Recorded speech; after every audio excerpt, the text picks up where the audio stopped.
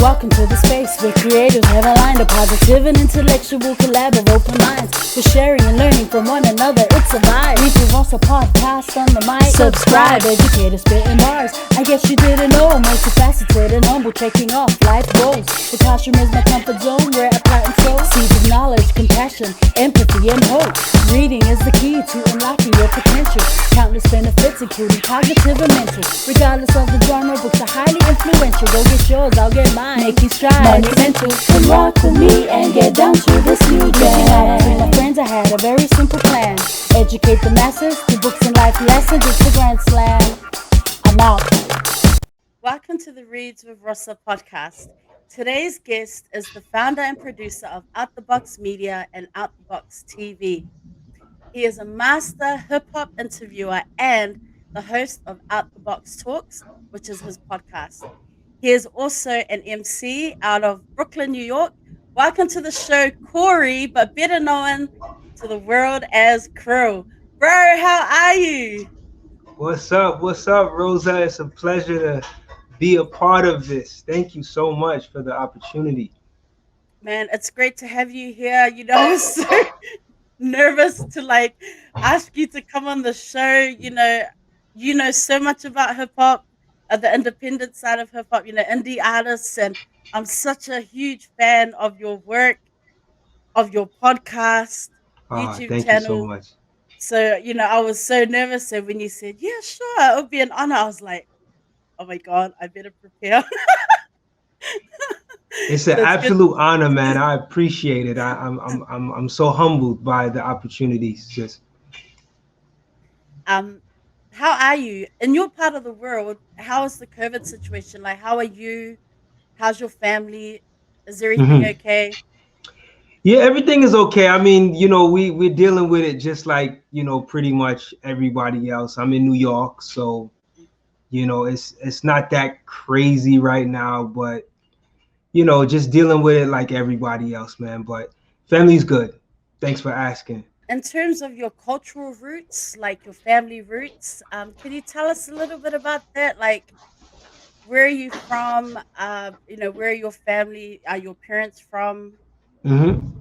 Yeah, sure. So my family's from Trinidad, the Caribbean island, and I'm born here in New York, but I spent some years growing up in Trinidad as well. So I got sent back to Trini when I was maybe 1 or 2 years old, and I lived there for about 9 years. Grew up in an extended family with my grandmother, my grandfather, my uncle, my aunt, my cousin, who was kind of like my sister, real extended family. Grew up amongst a lot of love, grew up amongst music.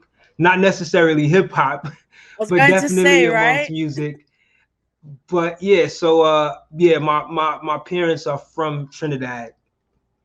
So in terms of the culture, so you must have grown up in a real culturally rich environment. What's the culture like? I'm do I need to Google this after. I'm curious. What do you remember about, the cultural elements? Yeah, so culturally, just like any Caribbean culture, we grew up listening to, soca music and, even reggae music as well. Multiple different native food dishes to the country of Trinidad. So dishes like callaloo to everything from callaloo to palori to roti to some of the food names I'm forgetting about. My mother cooked this dish called pilau. It was like rice and beans, rice and peas, but it's native, from my understanding, it's native to that country. Grew up listening to, as far as the music that kind of comes out of there is also a steel pan, like drumming the steel pan. I grew up amongst a lot of, like I had a big, like my backyard was just nothing but a bunch of different trees with different fruits. You know, I had a cane tree in my backyard, had apples, all kinds of fruits. So I grew up being able to just go to my backyard and pick fruits off the tree and eat it. So, and it's so interesting because when I was younger in Trinidad, things like waffles and cereal and Pink Quick and stuff, like when it was first brought to me, from people traveling back and forth to America, it was like the biggest thing for me as a kid, because I didn't grow up on that, but it was like exciting, And as I got older, I realized that the foods that I was eating, which was more like healthier, wholesome foods, I was actually getting the good stuff, right? But when you're young and you see all this colorful stuff, you think that you're missing out. So I grew up, my grandmother worked in a juice bar, so I got exposed to, making vegetable juices like carrot juice and all kinds of green juices and stuff early. So, not that I liked it when I was younger, but the foundation was there. So as I got older, it was easier for me to get into it. So yeah. Interesting. So then you're in America now, and I mean, what was your first exposure to hip hop? Like, do you remember when you first heard it? Yeah, absolutely. So when I first heard hip hop, it definitely was in Trinidad. I can't say for sure that it was these artists that I heard, but I do remember Gangstar. Like I can remember Guru's voice on one of the records that I listened to when I was in Trini.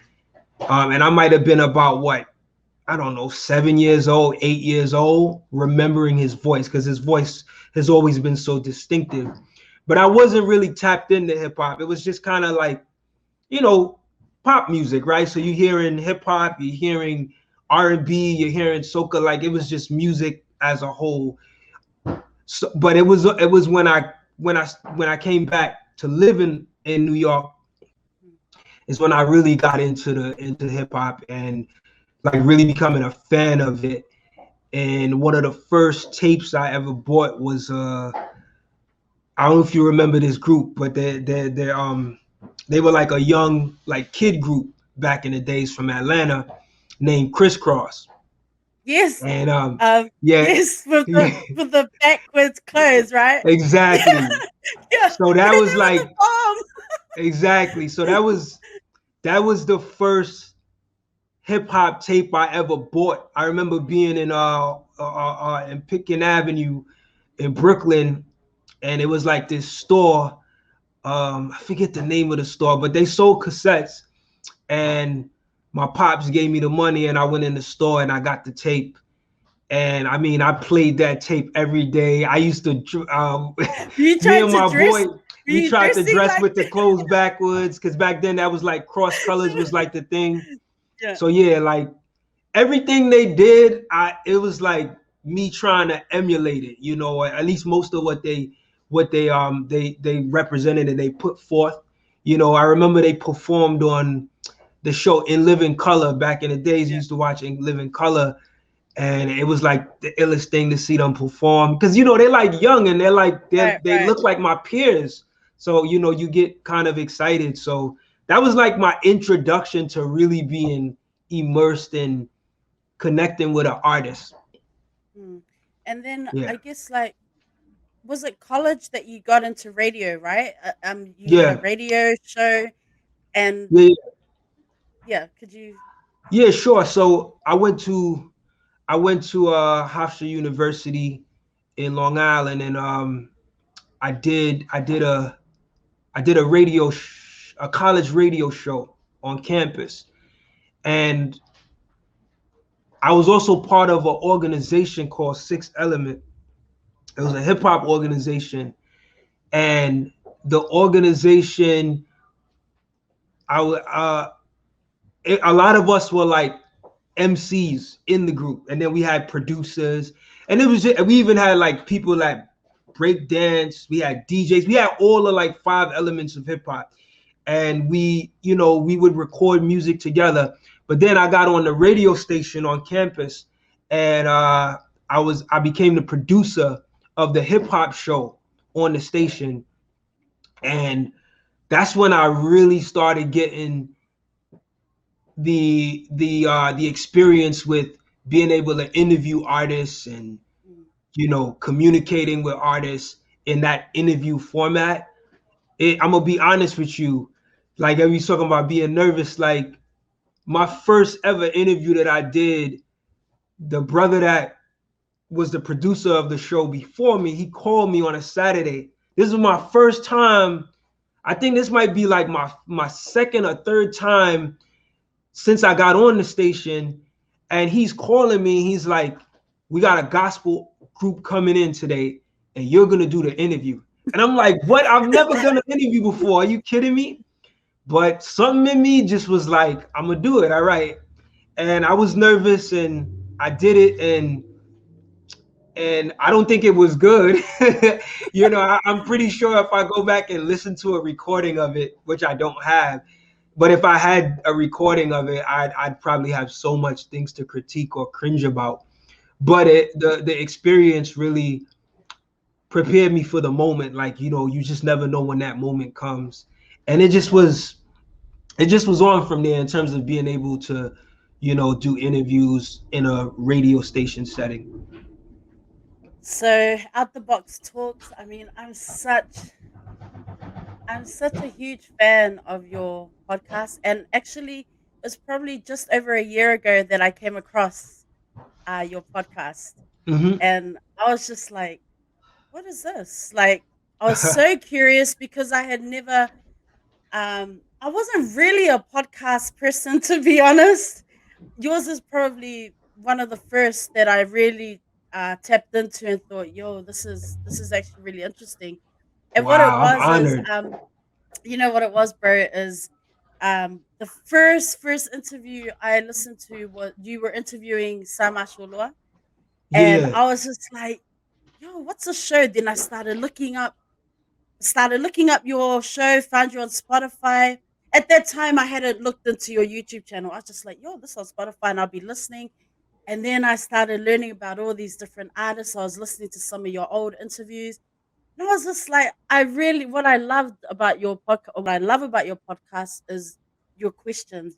I've said this to you many times. Your line of questioning is just so, it's on point all the time. And I was wondering, Appreciate that. Tell us a little bit about the podcast. Like, I know you've got the Out the Box Media, which is your company, but I mean, naturally, you're a great interviewer, bro. Like, you're the bomb. So, what Appreciate it. tell us about your journey so far in terms of the podcast. Well, first of all, I just want to thank you. Thank you so much for being able to tap into the podcast and appreciating what I do. It means a whole lot to me. So I just want to say that. I'm sorry, I got caught off guard. Can you just repeat your question one more? I had to give you those props. It's so good. Yeah, tell us a little bit about your journey so far in terms of the podcast, and because you've done a lot of interviews, and it's not just like anyone. I mean, bro, you've got, man. Tell us. Right. So, out the box TV is where it all started. It started in around like 2008, 2009. I launched a YouTube channel, and it really came as a result of me. I was working for a music company prior, where I was there for like 2 years, I think about 2 years roughly. And after it was kind of like an apprenticeship, thing where I was there, and then my time was up, and I had made some moves while I was up there. Like, I was you know, my perspective on underground hip hop, I tried to introduce it a lot while I was there. And I just felt like, and I helped to, you know, launch a show, like one of the first underground hip hop on demand shows on like that, like back then, like on demand was a new thing. And when I left, I felt like, man, I love the fact that I was able to do that. And I want to be able to continue that in a capacity where I could put people on the new music, especially underground hip hop. And so that's how the Out the Box TV channel got started. And but you know, I was doing interviews before when I was doing college radio. I had right after I had graduated college, me and a friend of mine who went to the same school, we started working on a documentary, which is crazy. It hasn't even come out yet. But we were working on this documentary from since 2005. And so after I did the radio station in college, then I started doing this documentary. So the interviewing just never stopped. Yeah, so I was always doing interviews. And you know, so when I started Out the Box TV, I just wanted to bring my love for underground hip hop to the forefront, and just my love for the hip hop that I was feeling at the time. So honestly, man, it was just whatever connections I had already, I was just reaching out to artists and doing interviews that way. And then I started working for a music distribution company, and we were selling I was kind of connected with the underground hip hop scene heavily there as well. So just building off of relationships and getting interviews that way, and just really just continuing my love for hip hop, but utilizing the art form of journalism and doing interviews with these artists to mesh with my love. Yeah, I think what I really like is and I've heard you say this many times.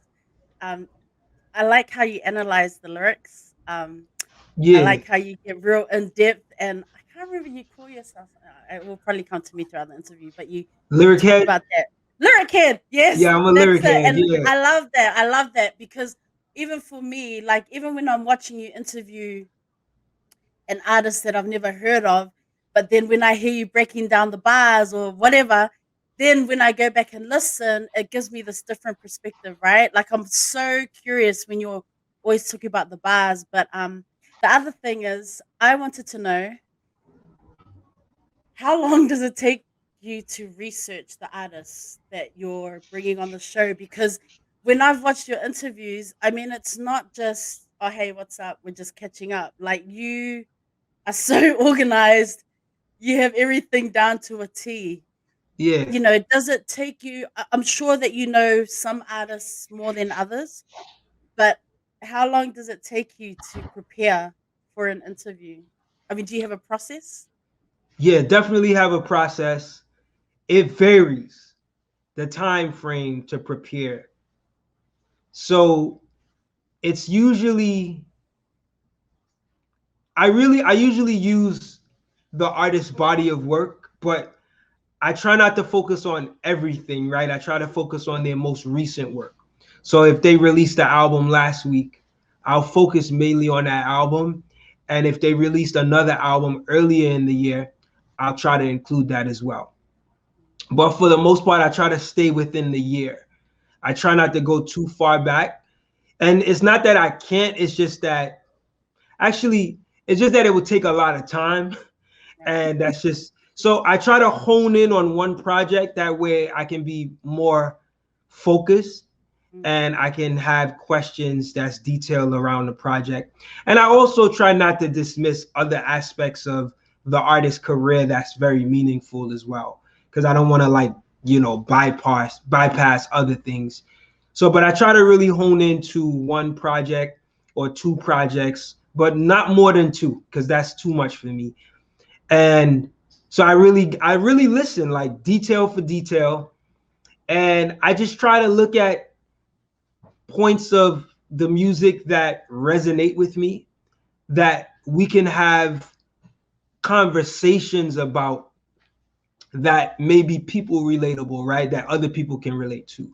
So a lot of the artists that I tend to interview have a creative or a conscious approach to their music. So it gives me something interesting to talk about.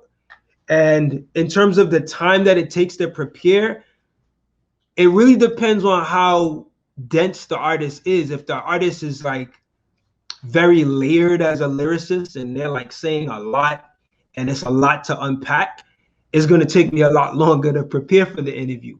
But if their music is very straightforward and comes across clear, then it doesn't take long. It ranges, you know. I just kind of let it flow, you know. I let it flow as well in terms of how I'm resonating with it, you know.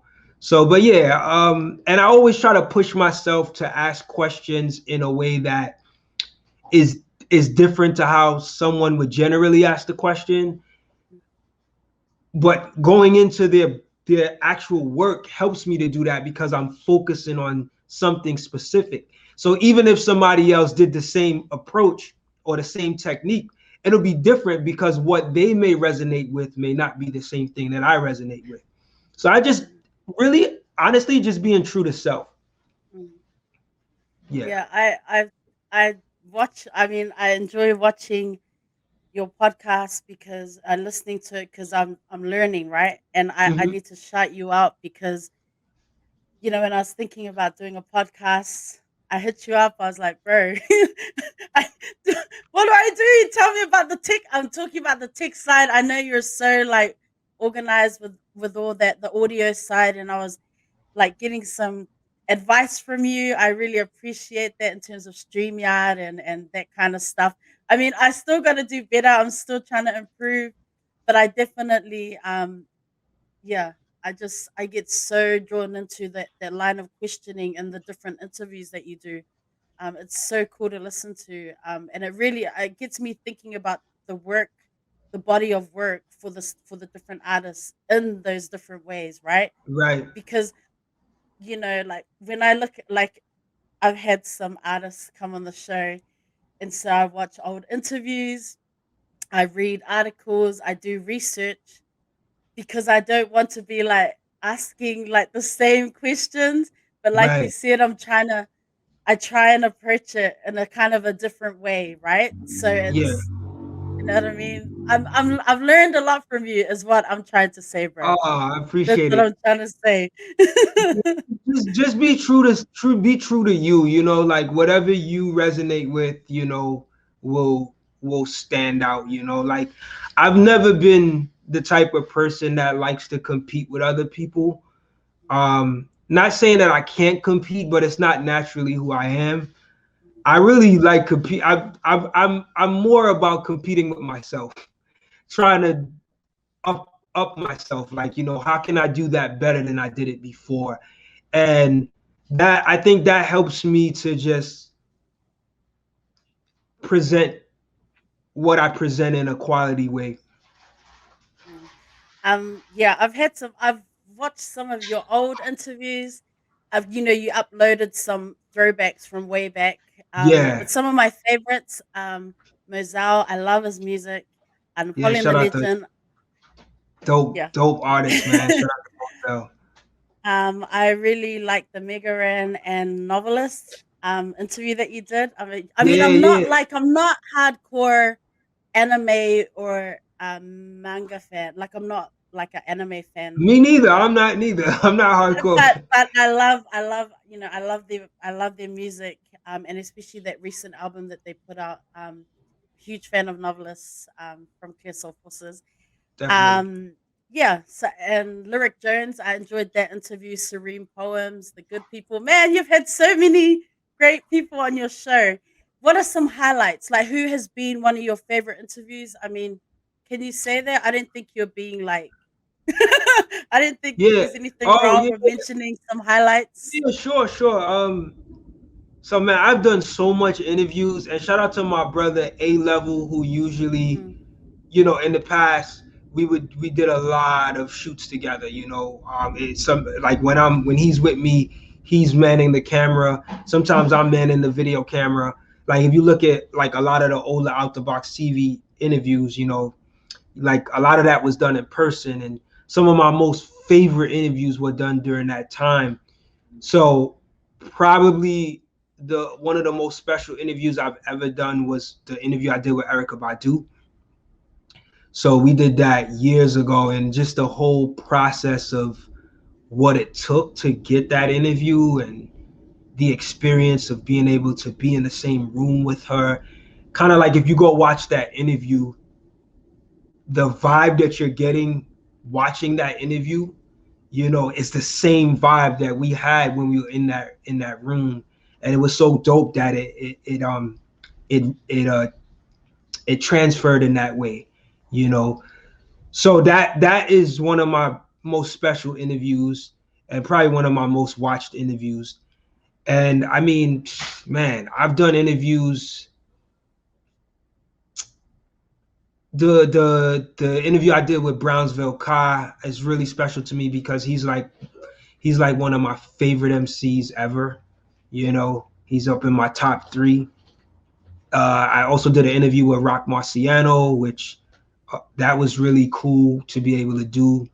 Like it took some time to get that interview. Like what people don't realize is like the time that it takes to even get those interviews.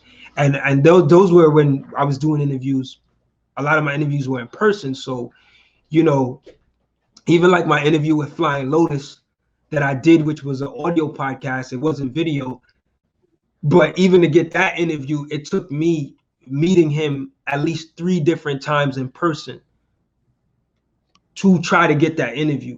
So those things are special for me because the grind that it takes of never giving up, and it eventually happens.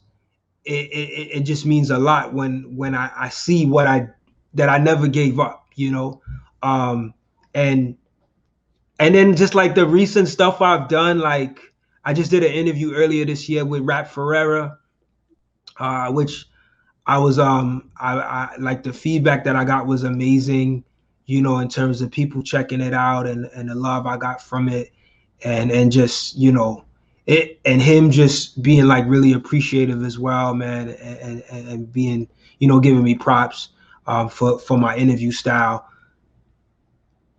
Yeah, so like, man, it's so crazy, Rosa. Like I've done so much that I'm probably forgetting, but most of the interviews I do, I really like, but those are like the more notable ones that I've done that I'm really like happy with. In terms of hip hop music, like outside of rap music, what other music do you like to listen to? Or are you just like 24/7? No, I'm hip hop, like you said, lyric head. I'm a hip hop head all the way, right? Like that's number 1 for me. But as far as different type of music, my second favorite music is soul, R&B soul. I like music though that is saying something of substance, whether it be hip hop or soul.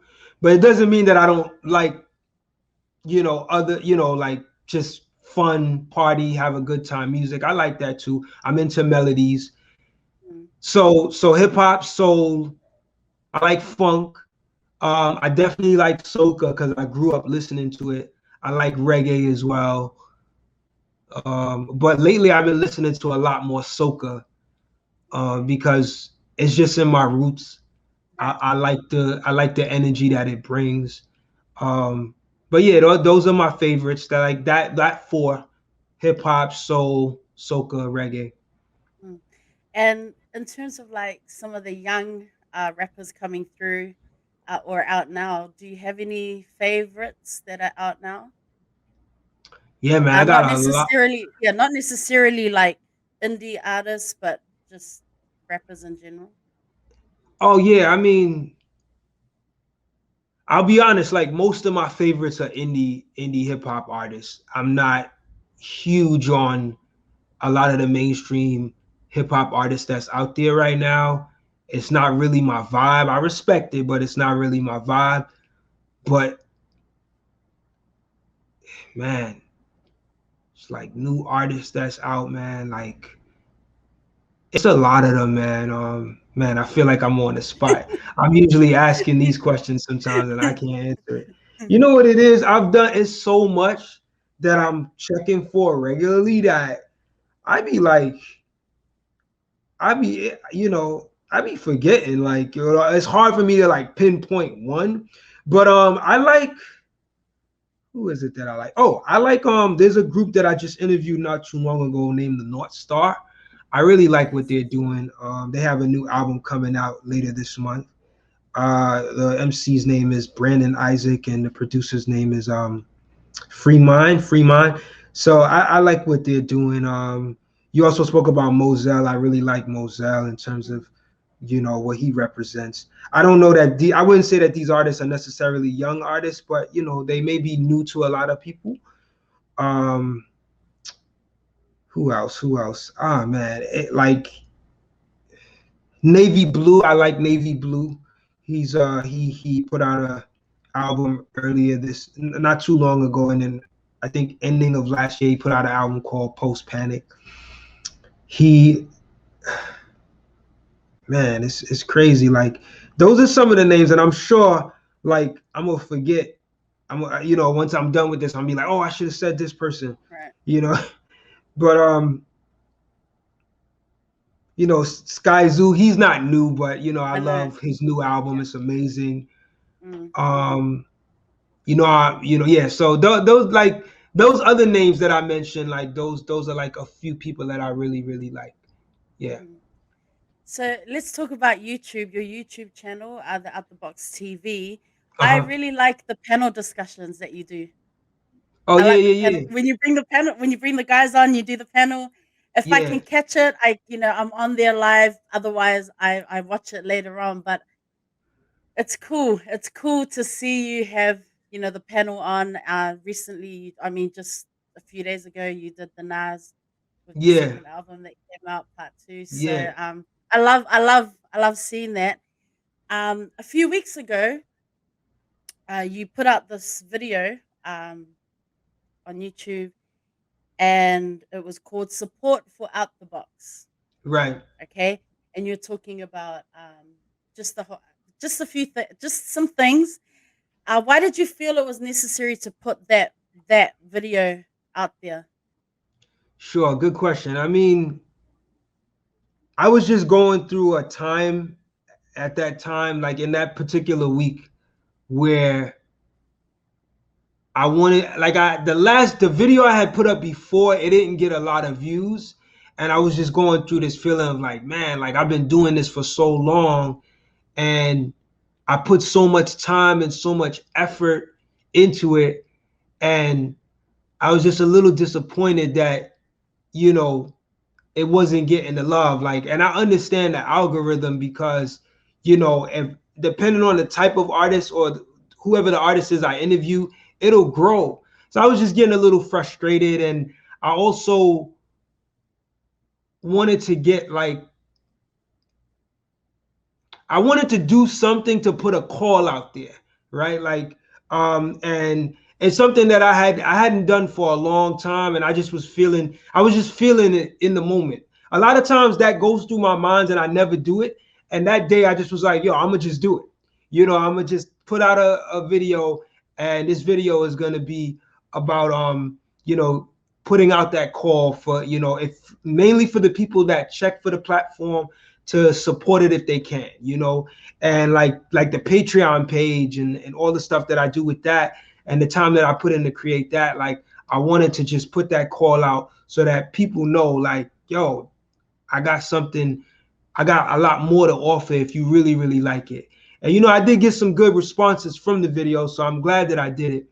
But yeah, it was just a combination of how I was feeling, at the time with, low views on one of the previous videos or a couple of the previous videos, and also just, taking the chance to promote that.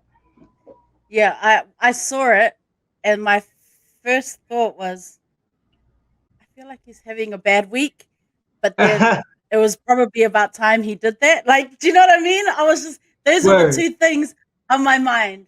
So I was just like, okay, yeah, maybe you need to post some snippets on TikTok. You know, TikTok is huge. I know it's another social media platform. It'll be just an Right, right, extra bit right. of, but you know, I think you got nothing to lose. The TikTok is mad. It's crazy. It's Yeah, I've you know, been thinking about that. Yeah. just It's snippets, just so, yeah, snippets. being able to manage everything, Right, like all those different platforms, that's work in itself, you know. But yeah, right. I've been considering that TikTok. Yeah, And yeah, that goes to my next question. Do you get overwhelmed?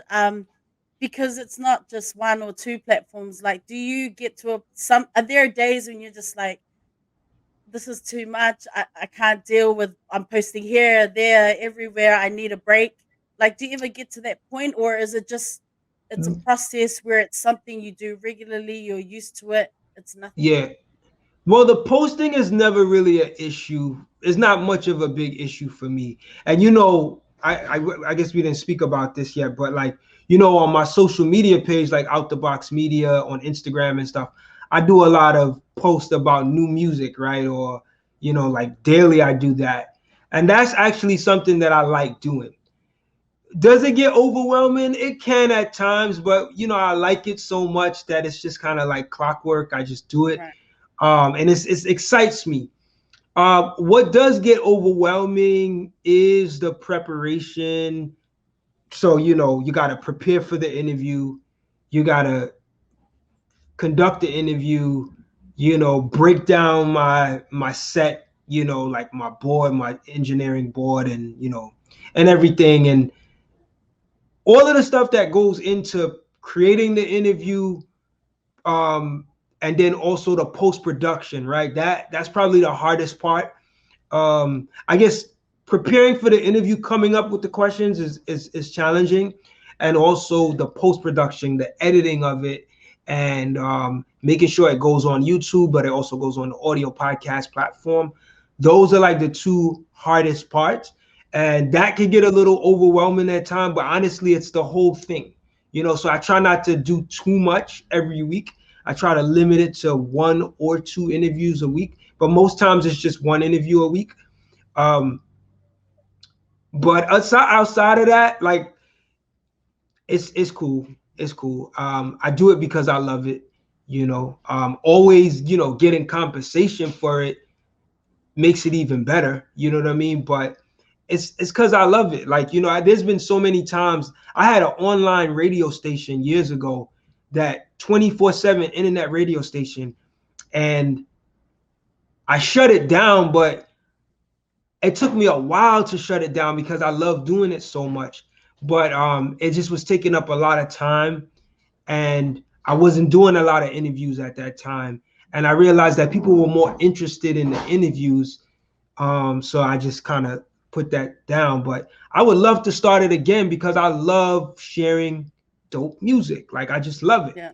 And, you know, and even though I'm not like this professional DJ, like, I like the idea of being able to share music in whichever form I could do it, whether it's a blog post or a social media post or just playing music, right? And in a like a mixed format and sharing it that way. So you also have a music mix show on Mixcloud, which I Yeah. also like tuning into, where you put together, like, I guess, yeah. Tell us about that show, because I enjoy it. I like, usually when I'm doing planning or something, I'll check in and play it, and I love it because it will just, I'll hear music and then I'm like, I pick up the artist's name. Like, if I've not heard that song before, but I'm really digging the song, I'm looking it up. Do you know what I mean? So Yeah. that's why I love your work, because I'm always finding music that I've never heard before. So tell us about your music mix show. How's that going? So I don't get a chance to do that as often as I would like, because even that takes a lot of time, right? Because I'm curating the music, I'm putting together my playlist before I go live, you know. And so I use, like, my aim was to do it at least once a month. But I haven't done one. I think it's been a month now since I've done one. So Right. maybe I'll try to do another one soon. I would like to do it more, but because it takes so much time, I just relegate it to just like once a month. And if I miss that month and I end up doing it in the second or third month, then I try to compensate for all the months I missed, you know. So yeah, I mean, it's really right now, it's more so by, you know, whenever I'm feeling it, you know, I do it, you know, because I have to balance my time, you know. I can't do everything, you know. I have a family, so I gotta balance my time with, I can't put like if I'm committed to doing these out the box shows every week, then I gotta make sure that comes first. And if I have any time in between, then I do that, you know. Yeah. So you're also an MC, which, you know, in March you dropped the introduction, right? Like, so Reintroduction, yeah, reintroducing yourself uh, as an MC. as an MC, and Yeah. I think I messaged you. I was like, "Hey, what? I didn't know you were an MC." Like, but then you mentioned it at the beginning of the show. So yeah, okay. So the reintroduction, you say it's the first song you recorded in over 15 years. It was the first beat that you produced ever. Well, first time you released the beat that you Release produced, the which beat, yeah, because I yeah. was So I making was other just like, beats too, yeah. yeah, I was like, okay, that's cool. You said you were inspired by all the amazing hip hop talent that you've seen in the indie hip hop scene, um, and who have released projects via Bandcamp because you released it on Bandcamp. You Yeah. said one of the things that always got in the way of my rapping was being able to produce your own beats and utilize the recording equipment. And then you say, I mustered up a way to become self reliant enough to begin creating on all three levels. Uh, Tell the audience what you mean by all three levels, and why was it important for you to be able to do all of that, to be able to do it on your Got it. own? Yeah, absolutely. So what I mean by all three levels is the rapping part of it, right? The producing the beat and the engineering, right? The Right. you know, the mixing and making sure that it sounds, you know, at least presentable to release. So those are the three elements. But producing was the one thing that, like, like, remember I told you about that organization I was in college. We rapped back then, and I actually put out a mixtape that came out like in 2003, 2004. It was like 4 songs, but it was me like rapping over other beats, and like some of the beats that the producers that I worked with created as well. And it was called Cril Critical Thinking the College Years. That was what it was called, Critical Thinking the College Years. And I after doing that, it just was like, wow, I did it. Because I was rapping in high school. I was freestyling. I was rapping all the way through high school, and then college it continued. And then when I put that mixtape out, it it was like I accomplished what I always wanted to accomplish while I was in high school and college. Is like putting something out and completing something. So the interview stuff started becoming more of my thing, like, you know, doing college radio, doing interviews there, doing the documentary, doing Out the Box. It just consumed my excitement for hip hop and how I would be active in hip hop. And I always knew that I would get back to rapping, but it just was never something I was eager to do. And what I realized was one of the things that was really getting in my way is the fact that I needed production.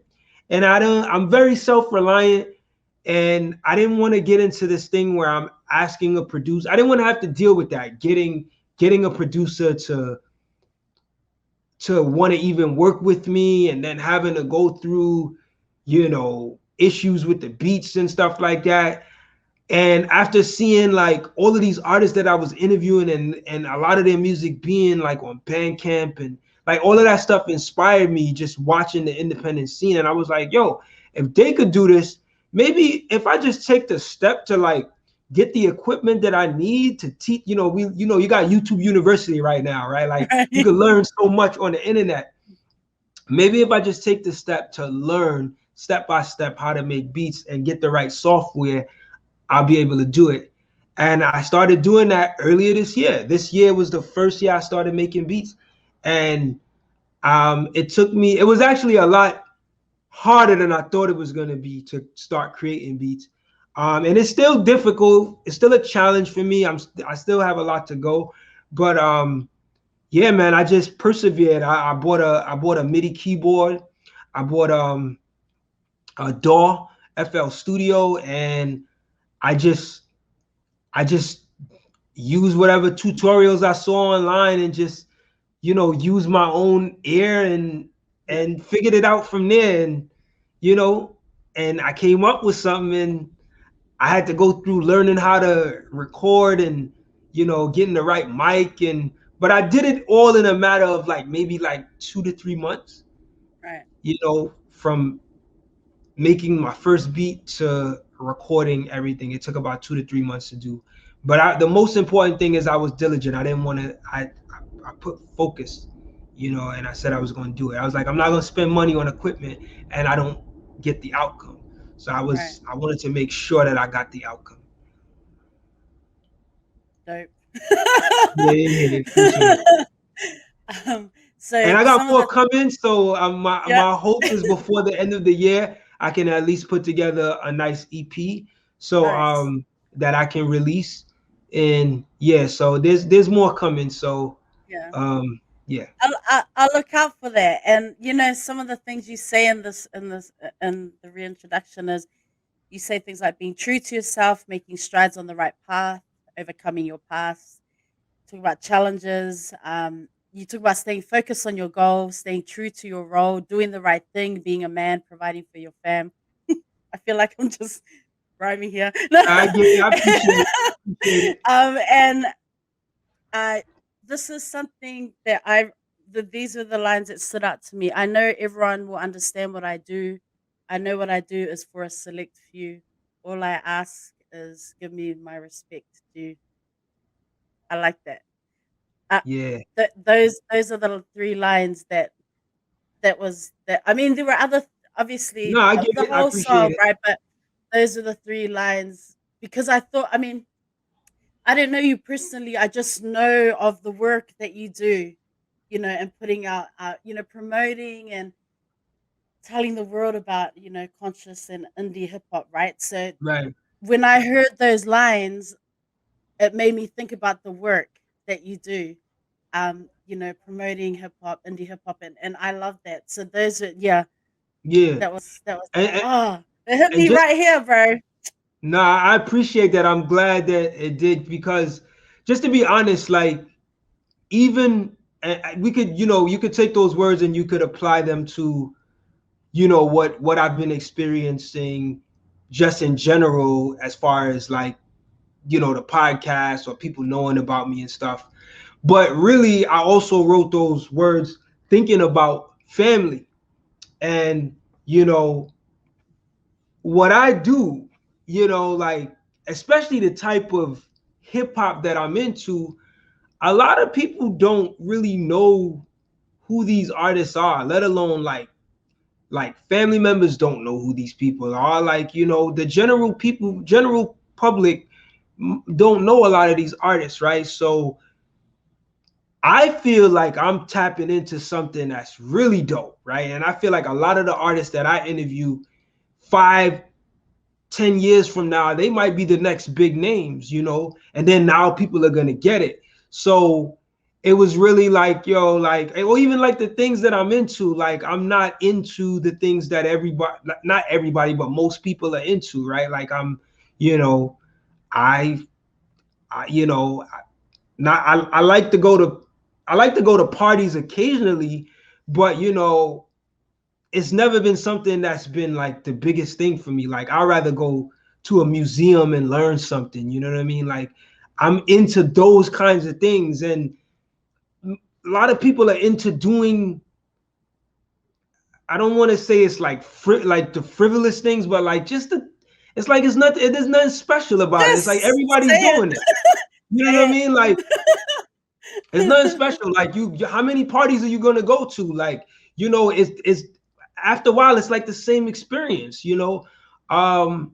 how many times are you gonna, like, it's just, I like learning, I like being educated, I like to go to things and experience things that stimulate my mind, and that's what I was kind of like talking about. Like, I know, like, everybody is not gonna understand me, and it was really just me looking at like people that I'm close to that might not even be tapped in like that to what I'm into, and I had to just be comfortable with that. I am who I am, you know what I'm saying? But love to everyone, with whatever you do, you know what I'm saying? I just wanted to just stand on knowing that my unique self, like, I appreciate that lane that I'm in, Because you say there's something else you say, the underground is where it's at, that real rap, and then you go on to say, even though I know we got to eat, I still believe that the quality we got to keep. Gosh, I hope I'm not making up these lyrics. And then No, you that's say right. That's preserve, right. you say preserve the art, throw the lyrical darts, and maintain to move smart. Yeah. Are First of you? all, it's really funny to hear you quoting my rhymes because I'm usually doing that with artists. So Oh, I mean, yeah, that's just really dope though. it's dope. um, are you? When I you're feel like a saying real that, artist right now. Like, you you're making me come feel like a real on. Come artist. on now, come on. You are. I mean, are you like what are you alluding to there when you're talking about that? Even though I know, I mean, I think, but I don't want to be like I might Nah, say it and sure. it's wrong. So yeah, like, I'm talking about the culture of hip hop, and what we've known it to be now, like, on a mainstream level. Like, when I say I know I know we gotta eat, what I mean is, like, I know we all gotta make money from this, right? Like, we gotta find a way to make money from it.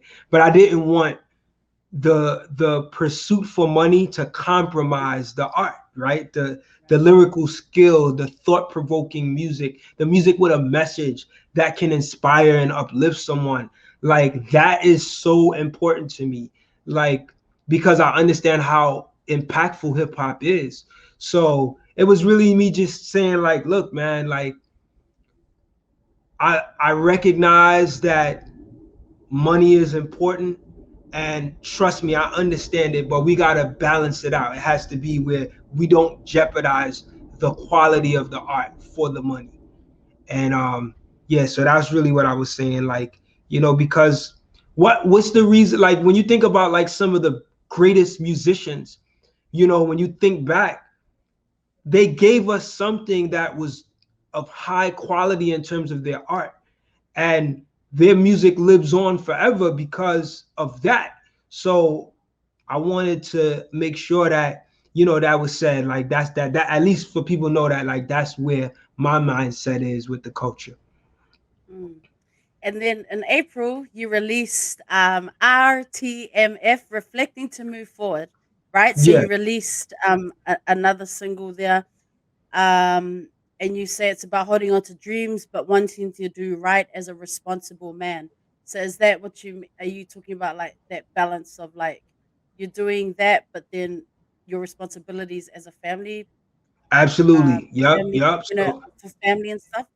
yep. So that's exactly what it is. Being responsible for my family, for my kids, for my queen, just making sure that um I don't lose the I don't lose what I need to do for them in the process of doing this podcast or this thing that I love to do out the box, balancing it. Um and yeah, that record was a deep record, man. That was a deep Mm. record for me because it was really me just really tapping into what I was going through at the moment. And it's so crazy. Like, I've always heard artists say this. Like, they'll say, like, the songs that some artists have said, like, the songs that didn't really take long for them to do, like, ended up being like their best songs. Like, and or some of their most revered songs. Like that's what it was like for that song. And I mean, I know it's like a lot of people might not know it yet, but like, it was really easy for me to finish that song. Like like the first song that I did, the reintroduction, it took a while, it took a long time. But like I did that whole song like in just one, maybe like 2 hours. I did it, maybe less. And I didn't have to write anything else. Maybe I had to make some adjustments in the lyrics, but like I was just feeling a certain way, and it just came out, and I just decided to go with it, But yeah, like just being a responsible man, like and remembering that, like, my family has supported me through all of this, and making sure that then that they're they get their support at the same time. And in terms of writing, are you someone that do you have to hear the beat, then you write to the beat, or are you someone who writes generally, does a lot of writing and kind of puts ideas together for a song, and then you might try and find some beats that go with it? Like what's your process as an artist, as an MC? Like what, can you tell us a little bit about that? Yeah, sure. So when it comes to writing, definitely I gotta hear the beat first. Not that I can't write without the beat, because when I was in high school, I was just writing rhymes, like book Okay. of rhymes. I didn't know how to put things in bars. I just was writing. And then what I realized is that when it was time to record some of those verses that I wrote, it didn't really work too well for the beat. So I learned from college that, like, okay, I gotta listen to the beat. And so I usually make the beat first, and I'll listen to the beat, and I'll write with the beat. So I'll put the beat in my iPod, and I'll just like listen to it, and just write to it. So yeah, definitely the beat first. And in terms of, so I mean, I'm looking forward to, I mean, thinking about this idea that you might be, that you're planning to put an EP out. Yeah. What's your um do you have a concept for the album? I mean, I don't know, can you say that already? I don't know. Do you No, have something in mind, or are you just I putting don't together a few I favorites? yeah, at this point I have at least 5 beats already Mm, that I'm gonna use. I may add maybe a couple more, make it like 7 tracks, but I don't want to procrastinate with it, and I'm a little nervous about that because I don't want to like overthink it too much. So I want to get it out. So I'm trying to put myself in a certain, how you say, a certain schedule right now to be like, okay, at this particular time, I'm gonna do this, and I'm gonna make sure I do this and do this, right? And I notice when I do that, I'm usually get it done. But I don't have a title yet for it. Um, I'm kind of gonna let it come to me as I record. But what I can say is that it's going to reflect on where I'm at this particular stage in my life. In terms of just my struggles, my triumphs, my goals for the future, and also my spiritual perspective. So it'll it'll tap into those things. It's just going to be a real introduction to, you know who I am, or who I feel I am as a man at this stage. And yeah, you're going to get a piece of my real self, um a nice piece of my real self in the project. So I'm excited. Um, I'm hoping to do like music videos and stuff for it. So, you know, yeah, I don't have a title yet, but I'm sure it's gonna be a title that is gonna reflect, you know, what I feel like the music is gonna embody, which is you're getting my true self.